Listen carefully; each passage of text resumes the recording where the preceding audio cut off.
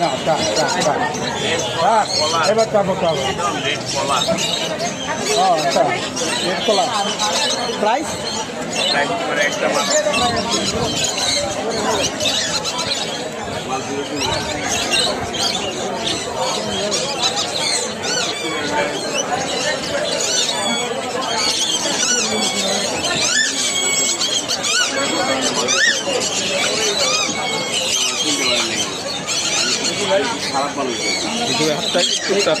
উল্টা করেন না, সোজা আদর করেন, লোম নষ্ট হয়ে যায়।